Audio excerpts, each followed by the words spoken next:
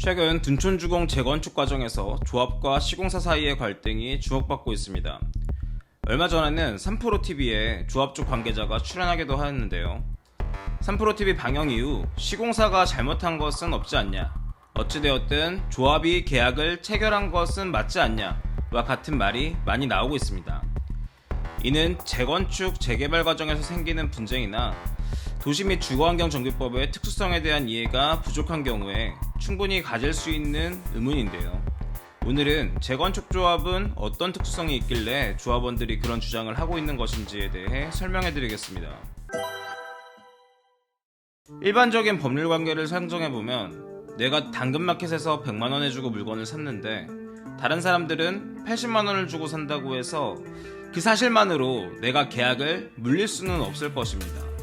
우리의 상식은 상대방이 뭔가 기망을 했다거나 상대방이 제공한 물품에 하자가 있다거나 하는 것과 같이 상대방이 잘못이 있어야 계약을 물릴 수 있다는 것을 알고 있기 때문에 아마 많은 분들이 이번 사태에서도 계약을 체결한 이후 시공사가 계약을 물릴 만한 그런 잘못을 했는지 안 했는지에 관심을 갖게 되시는 것 같습니다.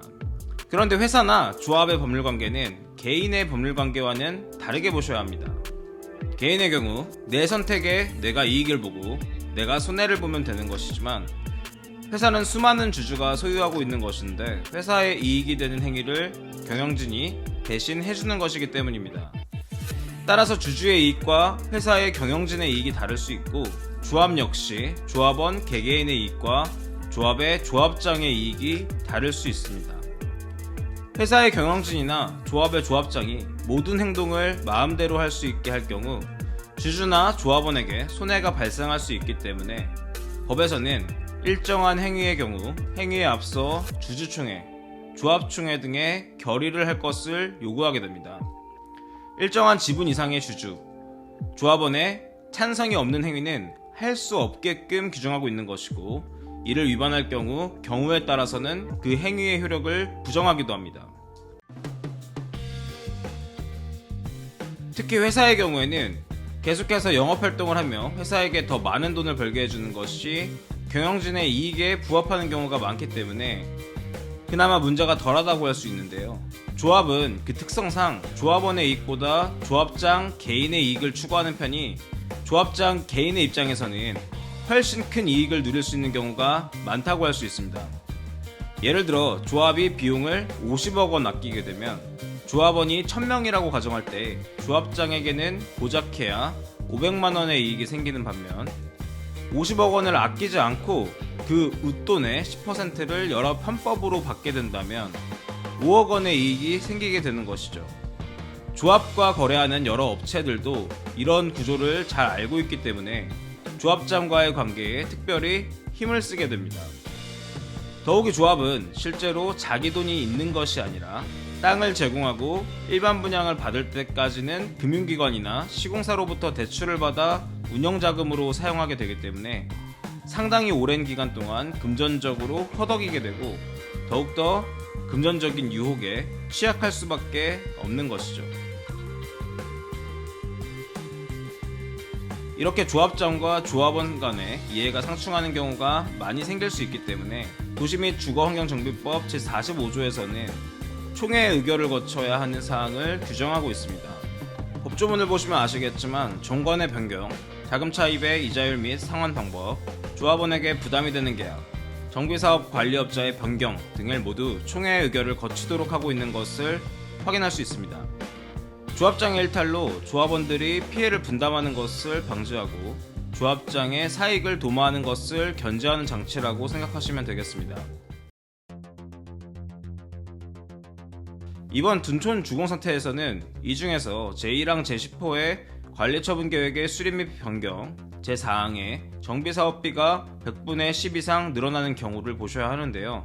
2016년 2차 계약 시에는 공사비가 2조 6,700억이었는데 2020년 3차 계약 시에는 5,600억이 인상된 3조 2,300억으로 계약이 체결되었기 때문에 이는 약 21% 증액된 것이어서 다른 특별한 사정이 없다면 정비사업비가 10% 이상 늘어난 경우에 해당하고 따라서 조합원 3분의 2 이상의 찬성이 요구된다고 볼 수 있습니다.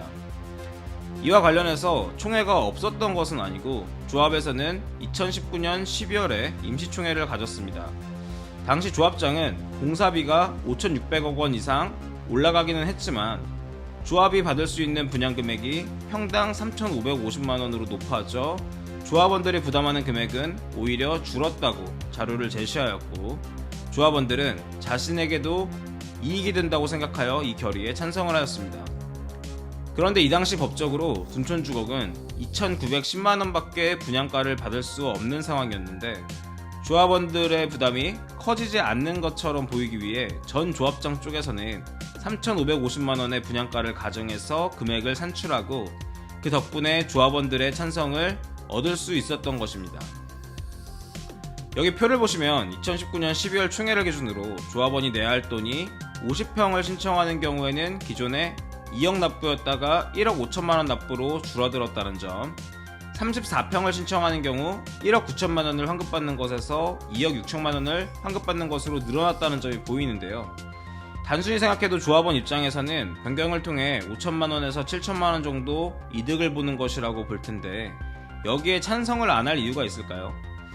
그렇게 관리처분 변경의 결의가 이루어졌던 것인데 실제로는 공사비만 증액되었고 분양가는 올라갈 수 없었기 때문에 이 결의를 통해서 조합원들에게 1억 5천만 원 가량의 손실이 발생하게 된 것입니다. 공사비 증액을 위해서는 결의가 있어야 하고 결의는 있었다.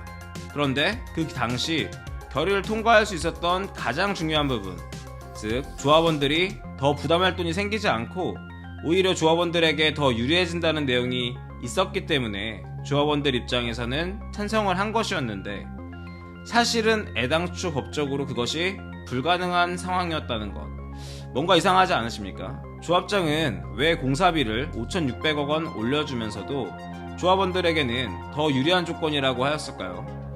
다만 이제 여기서 법적 쟁점은 조합장이 뇌물을 받았다, 뒤가 안 좋은 것이 있다, 이렇게 확인되지 않은 부분이 아니라 2019년 12월 당시에 임시총회 결의가 효력이 있느냐 없느냐가 되게 됩니다. 이와 같이 허위의 정보에 입각한 결의가 무효로 된다면 조합과 시공사가 공사비를 3조 2,300억으로 올리기로 3차 계약했던 2020년 6월의 계약은 유효한 조합총회의 의결을 거치지 못한 상태에서 계약을 체결한 것이기 때문에 마찬가지로 무효에 해당한다고 할 수 있고, 그렇다면 시공사 쪽에서 2020년에 3차 계약에 근거하여 증액된 공사비를 주장할 수는 없게 될 것입니다. 다만 이와 같은 허위의 정보가 결의를 무효로 볼 만큼의 중대한 하자라고 보지 않는 경우라면 어찌되었든 2019년 12월 당시에 결의가 있었던 것으로 볼 수 있기 때문에 시공사 쪽에서는 3차 계약의 유효함을 주장할 수 있을 것입니다. 이 부분에 대해서는 법원에서 판단을 하게 되겠죠. 이처럼 재건축 과정의 특수성을 이해하게 되면 시공사가 뭘 잘못했는데, 조합 내부 사정 아니냐, 어쨌든 계약은 체결된 것 아니냐와 같은 의문은 타당하지 않다는 것을 알게 됩니다. 결의가 유효하지 않으면 그의 근거에 이루어진 후속 계약의 효력 역시 발생하지 않기 때문입니다. 이제 왜 조합총회의 결의의 효력이 단지 조합 내부의 문제만이 아닌지, 그리고 왜 조합 쪽에서 계속 결의의 효력이 없다고 주장하는지 어느 정도 이해가 되셨을 것입니다. 이 두 번째 쟁점은 2019년 도시정비법 개정으로 인해 공사비가 일정 비율 이상 증액되는 경우 한국감정원에 공사비 검증을 요청해야 한다는 규정이 신설되었습니다. 그리고 둔촌주공의 경우 2019년 중반기부터 공사비 증액에 대한 협의가 이루어졌으므로 한국감정원에 공사비 검증을 요청해야 하는 첫 사례였습니다. 공사비를 과다하게 부풀릴 수 있게 할수록 그 초과분을 나눠먹기 위한 부패가 심해질 수밖에 없을 것이므로 이와 같이 공사비를 검증하게 하여 공사비를 과다하게 부풀리는 것을 방지하기 위한 것이라고 볼 수 있습니다. 그런데 문제는 한국감정원에 들어간 검증 금액이 3조 5천억 원이라는 것에 있습니다. 이미 둔촌주공과 시공사 간에는 2019년 10월에 공사비를 3조 2천억으로 하자는 협의를 하였는데요. 그런데도 불구하고 3조 5천억 원으로 검증이 들어간 것이죠. 이건 공사비를 부풀리기 위한 방법으로 볼 수밖에 없는 것이, 둔촌주공은 35층까지 짓기로 됐는데 한국감정원에 제출된 견적서는 45층을 기준으로 공사비를 산정해서 제출했다는 것입니다. 그러니까 애초에 정확한 공사 견적서를 제출하면 한국감정원에서 공사비를 감액하라고 할 수가 있지 않습니까?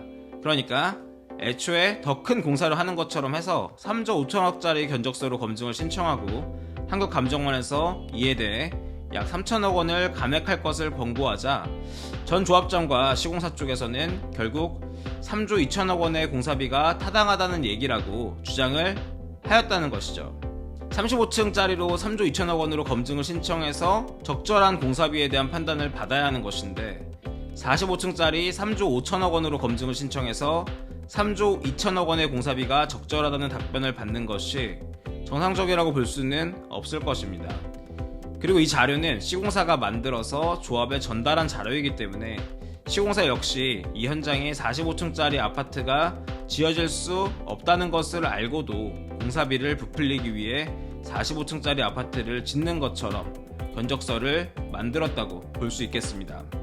그리고 현재 시공사 쪽에서 2020년 6월에 체결한 3차 계약이 유효하다고 주장하는 근거는 2019년 12월에 있었던 조합 임시총회에 결의가 있었기 때문인 것인데 한국감정원의 감정 결과는 2020년 3월에 나왔습니다. 즉 법에서는 공사비가 증액되는 경우 한국감정원의 감정을 받아볼 것을 강제하고 있고 또 다른 한편으로는 조합총회에서 결의를 할 것을 강제하고 있는데 상식적으로 생각해보면 한국감정원의 감정 결과를 보고 조합원들이 이 공사비 증액이 적절한 것인지에 대해 판단하여 찬성, 반대를 하라는 취지라고 볼 수 있겠죠. 그런데 이게 먼저 결의부터 하고 나중에 한국감정원의 감정 결과를 조합원들에게 보여줬다는 것입니다. 사실 이것은 현행법적으로는 결의의 무효 사유로 보기가 어려운 면이 있어서 전 조합장에 대해 형사고소를 하는 방식으로 둔촌주공 측에서는 대응을 하고 있는 것 같은데요. 전 조합장과 시공사 사이에 뭔가 구린 것이 있다는 것을 의심할 만한 충분한 정황이라고 생각됩니다. 오늘은 둔촌주공 사태에 대한 법적 쟁점을 설명해 드렸습니다. 3프로TV 방영 이후 오히려 많은 분들이 조합 내부 사정으로 인한 것을 왜 시공사가 책임을 져야 하느냐고 생각하시게 되셨더라고요.